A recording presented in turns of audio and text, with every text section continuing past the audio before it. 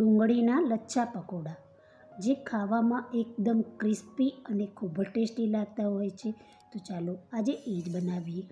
ખાયણીમાં સૂકા ધાણા, વરિયાળી, અજમો, મરી, 1 ચમચી જીરું ઉમેરી રફલી ક્રશ કરી તેને કાઢી લઈશું. પકોડાનું ખીરું બનાવવા માટે એક બાઉલમાં લાંબી સમારેલી ડુંગળી, લાંબા સમારેલા લીલા મરચાં, આદું, ખાંડીને રાખેલો મસાલો ઉમેરી લઈશું. તેમાં સ્વાદ અનુસાર મીઠું, હિંગ, મરચું, ધાણા જીરું, 5 ચમચી હળદર, લીલા ધાણા, કસૂરી મેથી, આદું, મરચાં, લસણની પેસ્ટ ઉમેરી મસાલાને ડુંગળીમાં સરખી રીતે મિલાવી દઈશું, જેથી ડુંગળી તેનું પાણી છોડે.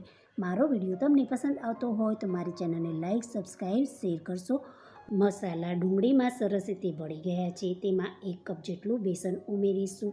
2 થી 3 ચમચી જેટલો ચોખાનો લોટ ઉમેરી લઈશું અને હાથેથી દબાવતા જઈ લોટને સરખી રીતે ડુંગળીમાં મિલાવી લઈશું. 2 ચમચી જેટલું પાણી હાથમાં લઈ બેટર ઉપર છાંટી હાથથી દબાવતા જઈ બેટર ભેગું કરતા જઈશું. આ પકોડાનું બેટર આવું ડ્રાય જ રાખવાનું છે. હવે તેમાં 2 ચમચી ગરમ તેલ ઉમેરી લઈશું. બેટરમાં સરખી રીતે મિલાવી દઈશું. ગરમ તેલ અને ચોખાનો લોટ ઉમેરવાથી આ પકોડા ક્રિસ્પી વધારે બને છે. ગરમ તેલમાં અનઇવન પકોડા છૂટા છૂટા મૂકી દઈશું અને તળાવવા દઈશું. એક સાઈડે પકોડા તળાય ત્યારે તેને પલટાવી બીજી સાઈડે પણ સરખી રીતે તળી લઈશું. લાઇટ ગોલ્ડન કલરના પકોડા તળાય ત્યારે તેને તેલમાંથી નિતારી બહાર કાઢી લઈશું. આ રીતે બધા પકોડા બનાવી તૈયાર કરીશું.